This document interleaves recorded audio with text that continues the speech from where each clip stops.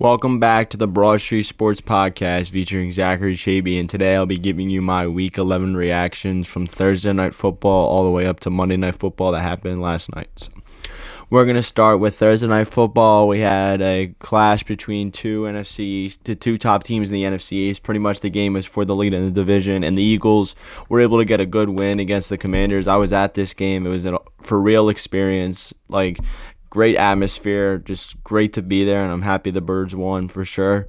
Just looking into this game as a whole, Saquon Barkley is a godsend to this team. He's one of the main reasons we're winning right now, but got to give props to this defense. We've looked great since the bye week, and we just completely shut down this Commanders offense, was able to hold them to 10 points for the majority of the game, even 7 points for most of the entire first half. The defense has been great these past couple weeks, especially Quinyon Mitchell is looking like a shutdown corner early in his career. I hope he can sustain that and be one of the best corners in the league when the time comes. And Cooper DeJean's been good. The linebackers with Kobe Dean and Zach Bond have been great. And just overall, this defense is playing together. They're playing collectively great football overall, and that's why they're winning. And for the Commanders, just a tough loss. This is probably Daniel's worst game so far of his career, I think, in my opinion. He just really wasn't able to get anything going. Didn't get the ball to Terry McLaurin until late in the game. He had one catch for, I think, 10 yards. But just overall for the Commanders, a tough loss. Their defense did their job, but down the stretch in the fourth quarter, Saquon Barkley just took over and was able to get the Eagles this win. And looking at both teams, I still think the Commanders will probably make the playoffs. Their schedule's not that hard, so it should be easy for them to make the playoffs. And then for the Eagles, just to sustain this, just keep the sustained winning, keep it like that, and you should be fine. I mean, have a tough game against the Rams and then the Ravens, and then I think after you play Pittsburgh, you should be fine. But the NFL is a week-to-week thing, so anything's possible. But moving on to the Sunday slate of games, the Dolphins back-to-back wins in the win column for them. They were able to beat the Raiders 34-19. Tua played a good game, was able to get it to guys like Jonnu Smith, who had a great day, over 100 yards and 2 touchdowns. Tyreek had a touchdown today, and A-Chain was able to make his impact. And for the Raiders, it's been Brock Bowers, and it's going to continue to be Brock Bowers at this point. He's their only relevant offensive player at this point. He looks great. I just hope he's able to produce his talents on a competitive team one day. I hope the Raiders don't suck forever, but it just is what it is at this point, so we'll see what happens. And like I said, for the Dolphins, a great win for them. Now they're 4-6, and they still got a chance at the playoffs, but it's going to be very tough because the AFC is very tough. But if they can string some wins together, if Tua can stay healthy and he can gain his connections back with his receivers, then it should be interesting to see what happens. And then for the Raiders at this point, I think they're just looking towards the future, maybe drafting one of these rookie quarterbacks in Cam Ward or Shedeur Sanders as the draft comes around in April. So moving on to the next game, the Saints also with back-to-back wins as they beat Cleveland. This was the game of Taysom Hill. Someone tried to tell me this, and I kind of didn't listen fantasy-wise, but Taysom Hill usually has at least 2 to 3 good games a year, and this was one of them. He had over 100 yards from scrimmage, or 100 yards rushing, and I think close to 200 yards in scrimmage yards, and had 3 touchdowns on the day. He was just there relying on offense. Valdes-Scantling got in again with a 71-yard touchdown that Carr threw on a play-action fake to Alvin Kamara. And for the Browns, Jameis had an 89-yard touchdown to Jerry Jeudy and then another nice pass to Elijah Moore. But the Browns, other than that, weren't able to sustain great offense, and the Saints just looked like they were ready to fire on all cylinders. So definitely an interesting game. Moving on to the next game, the Colts and the Jets. Anthony Richardson returned and looked pretty good. Was able to sustain offense. And overall, got the ball to Josh Downs. I don't think Pittman did that much, and I think maybe JT did a little bit on the ground. But overall, the Colts just getting a nice win. For the Jets, it's just been a dumpster fire for them this year. They just fired their GM, Joe Douglas, today. So they could very much be in, I think, rebuild mode. I think they kind of already have to be because I think Aaron Rodgers was a clear mistake by them. And I think I feel like they are giving them way too much respect is like I think they're giving him more respect than he deserves. Like on these decisions, I don't think firing Robert Saleh was the right choice. Your offense wasn't playing well, your defense was, and now it's both sides of the ball not playing well. So I think that's what translates to it. But overall, for the Jets, just a dumpster fire in a season, and maybe could expect some marginal moves in the offseason. So moving on to the next game, the Vikings and the Titans. The Vikings were able to scratch out a 10-point win over the Titans. Will Levis did okay, had a bad interception at the end of the game, but had a nice 98-yard touchdown to Nick Westbrook-Akine, so that was good for him. And then for the Vikings, Sam Darnold did what he needed to do, got the ball to Jordan Addison, got it to Justin Jefferson, and had a passing touchdown to Cam Akers in the red zone. So overall for the Vikings, good defense played by them, and for the offense, just sustaining the clock and overall winning the game. So moving on to the next game, the Packers and the Bears. The Packers just got out of this game. They blocked the field goal. We have another blocked field goal to win the game again this week, as they blocked Bears kicker Cairo Santos for them to scratch out with a 20-19 win. They moved to 7-3 now, and pretty much solidify themselves for them, hopefully, in the playoffs, but they still got a long road ahead, so it should be interesting to see how this young core plays down the stretch. But for them, just a good overall win. Christian Watson had a couple key catches, especially late. Jordan Love was able to get the ball to him. Love had 2 touchdowns on the day. Josh Jacobs, I think, only had like 70 yards, but still had a touchdown, which was huge. DeAndre Swift for the Bears looked great, had a touchdown. Just for Caleb Williams at this point in the Bears, it's just going to be a tough road to climb. They just fired their offensive coordinator. I think Matt Eberflus should be fired at the end of the season. He just isn't the coach to support this type of quarterback. I think they need a more offensive-minded guy for a young quarterback like Williams. But overall, the Bears moved to 4-6, and the Packers try to solidify themselves as one of the playoff teams, and maybe as a playoff dark horse as they were last year. So moving on to the next game, the Lions absolutely obliterated the Jaguars. I kind of expected this. I felt like this was going to be a Titans-Lions game from a couple weeks ago because of Mac Jones playing. It was exactly that case. The Lions were firing on all cylinders. Amon-Ra St. Brown had a phenomenal game. Jameson Williams was able to get in the end zone. Jahmyr Gibbs has his speed is one of a kind.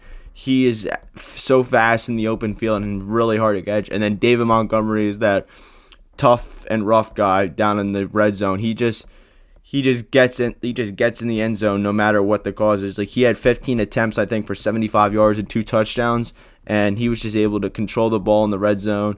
They were able to play great defense. Kirby Joseph had an interception on the day, and overall for the Lions, I think Alec Anzalone got hurt, which is a huge loss for them. They said it could be a 6 to 8 week injury. So losing 2 core defensive players like Aiden Hutchinson and Alex Anzalone should be interesting, but they were able to get Zadarius Smith acclimated and had a sack, I think, in this game, if I'm not mistaken. But overall, great win for the Lions as they solidify themselves as easily one of the biggest threats in the entire league right now, maybe even the best team in the NFL. And for the Jags, this is just a rebuild year for them. Probably will have a new coach as we start the next season. So moving on to the next game, the Rams and the Patriots. The Rams were able to get out of there with a 28-22 win. Talk about the Patriots here first. Drake May played a solid game, had a touchdown to Kendrick Bourne. I think he had 2 touchdowns on the day, but the other one was to an offensive lineman on a fake run, eligible man downfield. So, but overall, for the Rams, though, Puka Nacua, Cooper Kupp, their core guys had a big day. Cooper Kupp, 2 touchdowns on the day, over 100 yards. Puka Nacua, over 100 yards and a touchdown on the day. And Matt Stafford had 4 total touchdowns passing, 3 to them, and I think another one to their tight end Parkinson. But overall, the Rams, just good offense. Their defense kept it close, but the Rams were able to get out of there and still keep their playoff hopes very much alive. So, moving on to the next game, an AFC North clash between the Steelers and Ravens, and it was played just exactly how these games are usually played. The Steelers were able to get out of there with a 2-point win as the Ravens failed on the 2-point conversion late, and the Steelers were just able to win the game without even scoring a touchdown. Chris Boswell, I mean, he's been their MVP so far this season. He's just been so reliant for them this year, and just be able to have that in an offense where it's up and down from time to time is great, and their defense, one of the best in the league. It's simple as that. Guys like TJ Watt, Alex Highsmith, Joey Porter, Mika Fitzpatrick,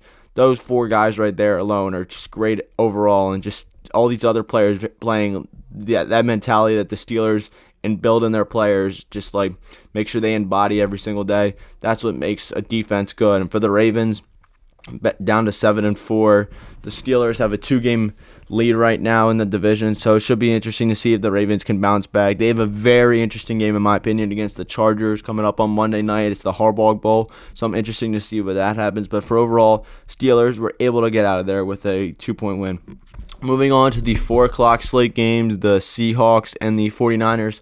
This game came down to the literal wire. The Seahawks, Geno Smith scored a rushing touchdown with 12 seconds left, and that was able to solidify the game for them. Brock Purdy didn't play terrible today. I think he had a fumble, if I'm not mistaken, and he had a couple touchdowns, one rushing and another one to Juwan Jennings. But overall for the Niners, I mean, it's just been up and down from them this year. I think this is their 3rd or 4th loss to a division team this year, and it's just they had the game in the bag, but then they just able to let these teams come back little by little and they end up winning the game. So both these teams at 5-5. It's going to be interesting to see how both teams move from this game, like which team can go up, which team go down, or if they both result in the same. But overall for the Seahawks, just able to get a good win is great for them and for the Niners. Just still so many questions to be asked. The only good thing for them right now though is McCaffrey's back, so they can get him acclimated in the offense, get him going to his normal attempt count. Maybe they got a good chance. But moving on to the next game, the Broncos destroyed the Falcons. It was so bad that Kirk Cousins got taken out, I think, in the late 3rd quarter or start of 4th quarter, and Michael Penix got his first action, I think, as a Falcon. But overall, Bo Nix had a phenomenal day. 4 passing touchdowns, just looked great, and the defense was just able to shut down Kirk Cousins in that offense, and it resulted in a very good win for the Broncos, who are now 6-5, and so are the Falcons. But the Broncos, it's gonna be tough. It's gonna be a tough wall for them to climb because the AFC's tough, so they got to keep winning if they want to get in the playoffs. And for the Falcons, at this point, they just need to win a couple games, and they should be fine in the division. But moving on, the Bills were able to hand the Chiefs their first loss by the score of 30-21. Josh Allen played good in this game, did what he needed to do, had a one-back pick to Jamari Conner, I think, on a 4th down. But James Cook, 2 touchdowns on the day. Amari Cooper seemed a little bit more acclimated in the offense. I know he was only their real target, but Curtis Samuel had a touchdown. Khalil Shakir had some good catches, and just Josh Allen on that final 4th down looked like Superman, just trying to make that play, and he did, and that's the reason they won. And then for the Chiefs, the offense, Mahomes had 2 interceptions. One was late at the game, but still he had an interception on the first drive of the game, which was tough. But he still finished with 3 passing touchdowns on the day. I think one or two to Noah Gray, and another one to Xavier Worthy. But overall for the Bills, handing the Chiefs their first loss is huge for them if they have any chance at the 1 seed. But it's just gonna be interesting to see. I'm definitely gonna be waiting for what happens in the playoffs because I could very much see these 2 teams facing off. So. Moving on to Sunday Night Football, the Chargers just got out of there with a win against the Bengals. They were up big, 27-6, but the Bengals were able to storm back as Joe Burrow got 2 touchdowns to Jamar Chase and then another one to T. Higgins to tie it up. But neither team could score as Evan McPherson missed 2 crucial field goals down late in the game, and the Chargers eventually punched it in with a J.K. Dobbins touchdown with under 20 seconds left. And for the Chargers, they just been one of the great surprises this year. Harbaugh seems like he has this team together, and it's just they haven't had to make big moves because these guys like Ladd McConkey are producing. Quentin Johnston's making a good leap from last year. He seems like he's way more involved in the offense. And like I said, J.K. Dobbins, Gus Edwards, and then the tight ends they got with Hayden Hurst and Will Dissly. Herbert's been able to distribute the ball to everyone. And the Chargers, overall for their defense, this was the first game they gave up more than 20 points the entire season, which I find pretty insane. That's very good for them because they also hired the Michigan defensive coordinator, Jesse Minter. So they got Michigan on offense and defense. So, but overall, the Chargers is a great win for the Bengals. Just probably ended their playoff chances. They've had way too many heartbreakers this year, which have resulted in why they're 4-7. But overall for the Bengals, I mean, if the Bengals aren't the way they are right now, I probably think Joe Burrow is probably top of the MVP conversation, but it's based off record at this point, and I don't think Joe Burrow, he's trying to play his best, but his offensive line has not been good at all. His defense has been very bad, and it doesn't matter if you can get the ball to your core players. It matters if your offensive line can hold off forever and your defense can make a stop. And moving on to the final game, Monday Night Football that happened last night, the Texans and the Cowboys. The Texans beat the Cowboys by the score of 34-10. The Cowboys kept it close for the second and third quarter, holding the Texans to 6 points between those two quarters. But then the Texans just took over, scored a touchdown. Joe Mixon had a great day, over 100 yards, 3 touchdowns. But overall, the Texans, they got to try to keep their playoff hopes alive. I think they should be fine in the AFC South. And at this point, for the Cowboys, it might just be rebuild mode for them. I know the season's already over for them. It has been for a while now. But just looking for them into next off season, they just got to really consider some things. In my opinion, I would try to call teams. Maybe you can get something for Michael Parsons. I think he might be your most valuable trade piece. I know he's young and he looks like the cornerstone of your franchise, but still, you got to really consider, if you want to get out of this hole that you're in right now, what moves are you going to make to build this team up and give this team this type of future, because one draft pick isn't going to save the day for them.